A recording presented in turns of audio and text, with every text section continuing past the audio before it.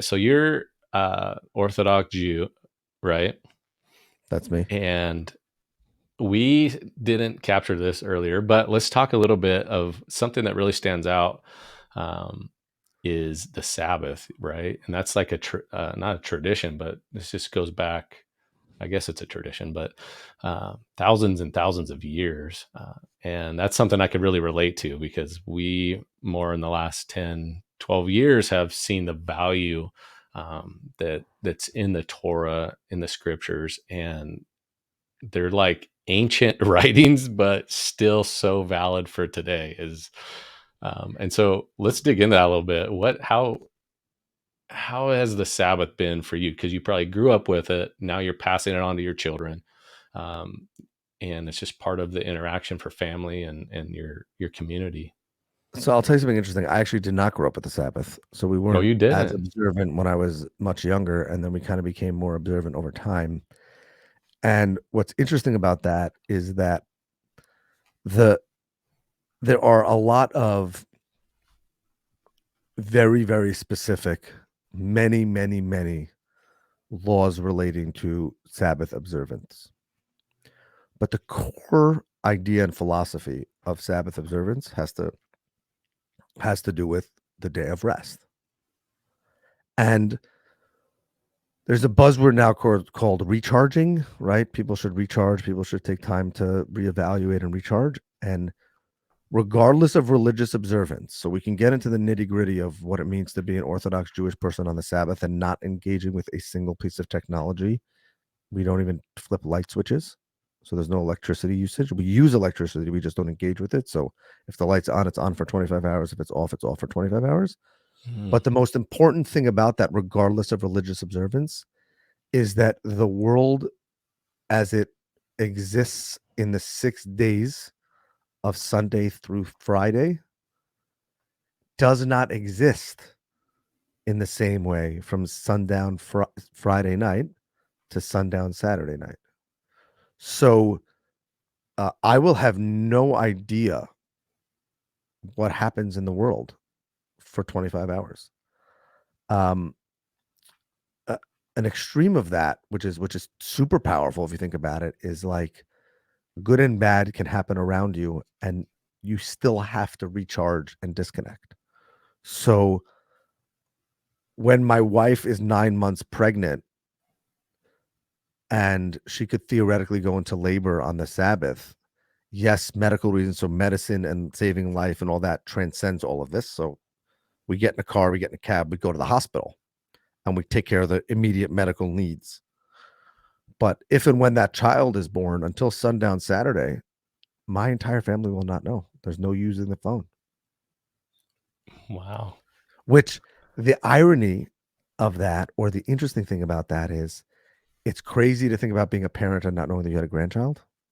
It's crazy to think about being but, and I don't want this to come off the wrong way because there's a lot of great things about engaging with that and being able to call your parents and say, hey, you had a new grandchild, or call your kids and tell them. But there's something super powerful. And none of my kids were born on the Sabbath or a Jewish holiday. Jewish holidays are exactly the same as the Sabbath in terms of this point. And but like it would have been super powerful if, like, in the middle of the night, Friday night, my wife goes into the hospital and we have those 18 hours, like after a baby's born, of like just embracing and engaging in the moment. And even if somebody tells you that they're going to be mindful and they're not going to reach out to anyone for 20 minutes after their kid is born, a half hour after their kid is born, eventually they're going to crack. And so there's that recharging. And there's the flip side. Someone can pass away suddenly on the Sabbath or not so suddenly. And according to the letter of law, unless the person's making a life or death decision, medical decision, you would have no idea. My next door neighbor lost his mother, unfortunately, in a house fire on a Friday night, and he didn't find out till 25 hours later. So that means that he was celebrating and engaging with his children and his wife, not knowing that he had just lost his mother, and was in an intense period of mourning and suffering, obviously. So I just think that there's something super powerful, and of any faith, by the way. Um, I don't want to say we all agree because that's a really dangerous thing to say, but most religions at their core believe in the Old Testament. Where things change is, did things come after that? New Testament, Quran, things like that. But all of those religions go back to the 7 days of creation, and the very foundation of the world being created was a time to recharge. Now, you could say in the modern world, maybe it's not 25 hours, maybe it's 24 hours, maybe it's 2 days, maybe it's Saturday, maybe it's Sunday, maybe it's Friday, maybe it's Tuesday. We can get into all of that. But at the very, if a person believes in the 7 days of creation, and again, we don't need to get into the biblical philosophy of, was it 7 24-hour days like we have today? But at the very core, 1/7 of that structure was created for rest and recharge. That's it. So you Yeah, can enough choose, again, said. you can choose how you want to define rest and recharge, what day it is, how long it is, what your how you participate in that. But God and the Bible invented it. Now everyone's talking about a work-life balance. God invented the work-life balance when he, with the capital H, capital E, took one after creating the world on the seventh day. And God No, rested. exactly. Exactly. He set the example. And I you kind of said, like, if you choose to kind of like partake in that, and it is kind of your choice. Like, um, and I didn't really know anything about it. Probably, I mean, I've heard about it, and then only like 12, 13 years ago, it was like, "Man, I think this might be good for us," and we could focus on family, we can focus on God's word, and just, you're right, decompress. And it's, for us, as we've been trying to do that, it's just been a kind of a roller coaster of, I don't know, this what things come up on that time and things don't. And anyways, but And by so the way, what? there's not necessarily anything wrong with that. I'll tell you what's interesting. Yeah, I bet if you did a poll of people who have tried this in whatever form, nobody's going to tell you it was a bad thing. Nobody. Now, you could say again, we tried it, and 3 months in, we realized that our kids were missing a lot of school things because the schools that they were in, it was on a Sunday, and they were missing a lot of life events. And therefore we needed to tweak our view of observing this. But as part of that, you probably would not have said, but the time that we observed and recharged and rested was bad for us.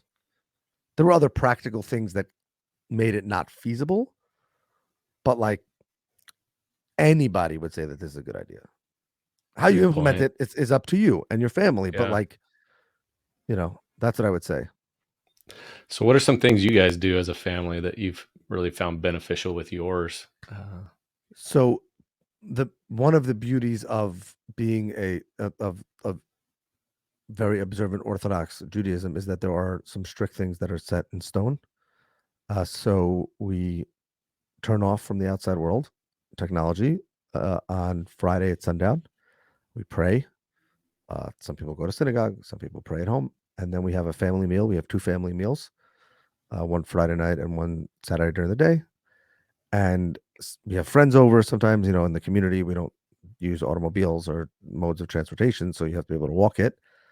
The other thing is that it's an opportunity to have people in our home and have our parents or our cousins or aunt and uncle. And then if you don't travel, that means you got to stay if you don't live local. So it's like a built-in family time and things like that. And it's That's great. the thing that my wife and I have done, or and again, this obviously doesn't work when someone's staying in our home, but in terms of communal meals and friends and things like that, is if we know that there's going to be two every Sabbath, one of them is quote unquote sacred and it's just for our nuclear family. And it could be that one week, my daughter goes to her friend's house, which is totally fine. They go away for the weekend or things like that. Or my son, but that understanding that also, by the way, not to go back to something we discussed already, but also really helps you professionally in that if you, I don't ever want to miss anything really important in my kids' lives. But if I know that I've had a busy week at work and there's something that's like, my wife calls me today and says that something happened with one of my kids in school, and obviously it doesn't even dealt with in this moment, but there's kind of something going on in the background. I know at the very least I'll be able to sit with my son or daughter at that point on Friday evening, just the two of us, as everyone else is playing a board game or whatever else, and deal with that issue that's bothering them. And therefore, what it doesn't allow the outside noise to spin out of control because you're stuck. You're stuck. I mean, you could fill the time with having friends over and making sure your neighbors are always in your house and your kids are always occupied with video games. But week after week, month after month, it's just going to force you to. We have so many books in our house because we don't use electricity on the Sabbath. So like Kindles and iPads are out. My kids like use books. Our neighborhood library is super busy because we live in a heavily Orthodox Jewish community. And while other libraries are going out, like people need books, like the actual book, not the content, like the actual book. And we play board games like Monopoly and like Othello. And my kids come up with these ridiculous things and we build forts. And the interesting thing is we do none of that on a Sunday as much as we try. None. Interesting. Because life just gets busy. There's little league and there's birthday parties and there's all that. It's hard, and I wish we did more of it. I wish on Tuesday night we could have family game night. And by the way, we didn't even get into the relationship between my wife and I, which is we both run. She's running a quite the busy household, uh, and we're partners and everything like that. And I'm in this business and everything's going on, but like in the end of the day, that 25 hours, part of that is carved out for us because our kids go to sleep and neither one of us can look at our phone. That's good. You know, I was listening to someone. You might like this technology hack. I was listening to. It doesn't work as well in 2023, but I was listening to a podcast recently, and the guy said that he noticed that he and his wife were struggling when smartphones first came out, communicating with each other, or when the computers first became accessible. So he got one of those old school timers, the one that rotates around. We use a lot of them because like the lights have to go out and they have to go on in the morning. And he attached it to his internet router. And every single night at 10:30 p.m., his internet goes out until 6 a.m. Phone works, emergency, you can call. But what that created was he and his wife now realize that if it's 10:15, you got to wrap up what you're doing because that internet's not going to work in 15 minutes. So I do that on Fridays. Come sundown, my phone literally needs to be turned off. That's it. Like power off for 25 hours. I won't even know if I have an emergency if you're trying to reach me. Unless you send a carrier pigeon, you show up at my door, I literally will not even know. So that really has helped my wife and I too. It's like That's it's a great. built-in date night with the kids, so like it's not exactly date night, so we still do that. But you know what I'm saying? Yeah.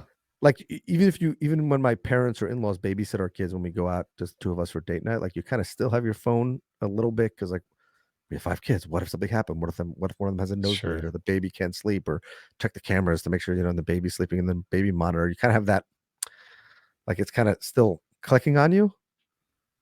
But you know how many phantom vibrates I get on the Sabbath? Have you ever tried going without your phone for a long period of time?